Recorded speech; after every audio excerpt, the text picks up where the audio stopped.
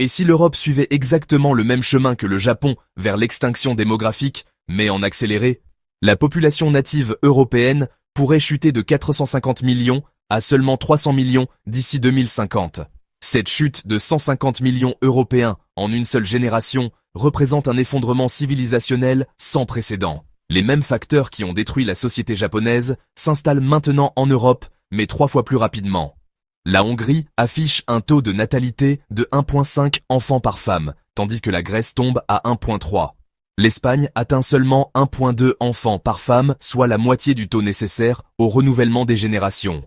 Pour maintenir une population stable, chaque femme doit avoir 2,1 enfants en moyenne. Aucun pays européen n'atteint ce seuil, créant un suicide démographique à l'échelle continentale. Écoles rurales ferment partout en Europe, non par manque de financement, mais par manque d'enfants. Les salles de classe se vident, tandis que les enseignants sont réaffectés vers des zones urbaines surpeuplées. En Allemagne et en France, les pensions engloutissent déjà plus de 20% des budgets gouvernementaux. Cette pression fiscale ne fera qu'empirer à mesure que les populations vieillissent sans remplacement. Si vous voulez comprendre comment l'Europe répète les erreurs fatales du Japon, abonnez-vous et activez les notifications, car cette analyse révèle les mécanismes mathématiques de l'effondrement démographique européen. L'Italie distribue gratuitement des maisons à 1 euro pour repeupler ses villages abandonnés. La Hongrie offre des incitations financières aux couples pour avoir plus d'enfants, mais sans succès mesurable.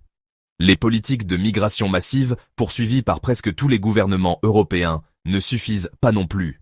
Berlin a vu ses prix immobiliers exploser de 70% en une décennie, rendant les familles économiquement impossibles. À Londres, les courtiers logements ont également bondi de 70%, forçant les jeunes dans des espaces de vie impossibles.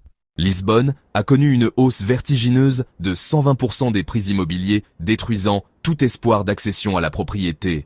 Les jeunes adultes européens consacrent plus de 40% de leurs revenus uniquement au loyer. 80% du PIB européen est généré dans les zones urbaines, obligeant les professionnels à s'installer en ville. Les emplois universités et réseaux de carrière se concentrent dans des centres urbains où les logements coûtent une fortune. En Allemagne et en France, les pensions engloutissent déjà plus de 20% des budgets gouvernementaux. 80% du PIB européen est généré dans les zones urbaines, obligeant les professionnels à s'installer en ville. Taux de mariage s'effondre partout en Europe, non seulement à cause des coûts, mais par changement culturel. Beaucoup évitent complètement les relations sentimentales, préférant l'indépendance à l'engagement familial. Le pessimisme croissant concernant l'avenir du changement climatique, aux craintes de guerre, décourage la parentalité. Près de 40% des jeunes Européens ont reconsidéré le fait d'avoir des enfants à cause du changement climatique. Exactement comme au Japon, une génération plus tôt, de nombreux Européens choisissent simplement de ne pas procréer. En Italie, 7 jeunes adultes sur 10 vivent encore chez leurs parents, non par choix, mais par nécessité économique.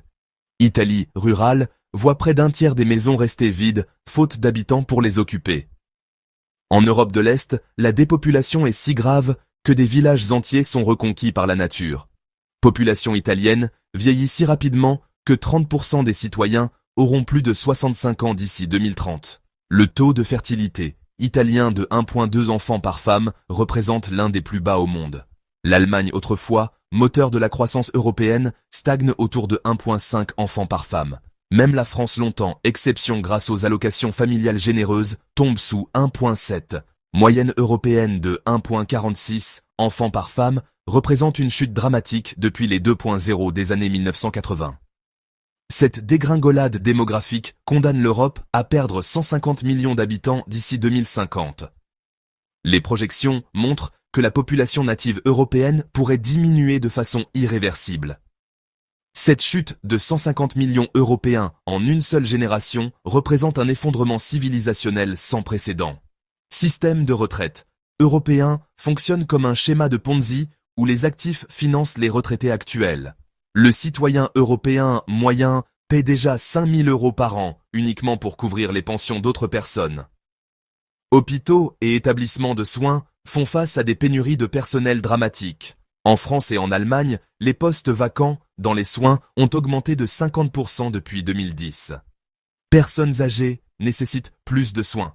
mais il y a moins de travailleurs disponibles pour les fournir. La France a tenté de relever l'âge de retraite de seulement 2 ans, provoquant des protestations violentes. Les gouvernements doivent choisir entre réduire les prestations, augmenter les impôts ou s'endetter davantage. Aucune de ces options n'est politiquement attractive, créant une paralysie décisionnelle. Croissance économique devient quasi impossible quand la population active décline structurellement. Les pays européens dépendent encore massivement du travail humain pour environ 50% de leur production économique.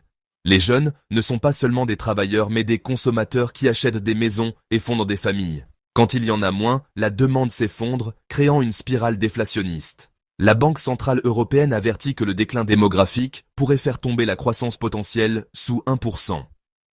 Les jeunes adultes européens consacrent plus de 40% de leurs revenus uniquement au loyer. Quand la population active décline, toutes ses activités ralentissent mécaniquement. En Italie rurale, près d'un tiers des maisons restent vides faute d'habitants. Hôpitaux et établissements de soins font face à des pénuries de personnel dramatiques. En Europe de l'Est, des villages entiers sont reconquis par la nature. Ces exemples montrent que l'effondrement démographique n'est pas théorique mais bien réel. Une boucle de rétroaction négative s'installe où coûts et fardeaux économiques se renforcent. Moins de jeunes se sentent suffisamment sécurisés pour fonder une famille.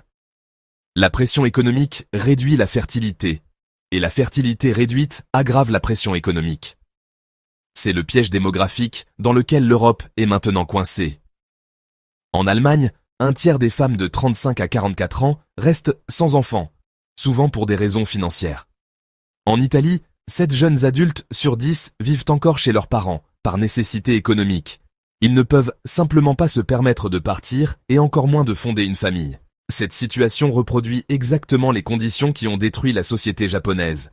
L'immigration nette, dans l'UE, était d'environ 2,5 millions de personnes en 2022.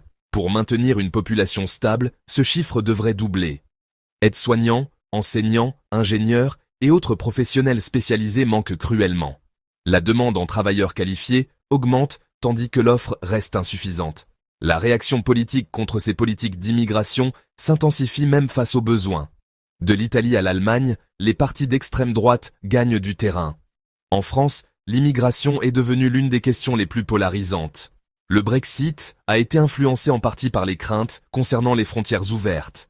L'avenir démographique de l'Europe dépend des choix politiques faits dans les prochaines années. Soutenir les familles, améliorer l'accès à la garde d'enfants et repenser les retraites devient essentiel. Investir dans l'innovation et la productivité peut compenser partiellement la baisse de population.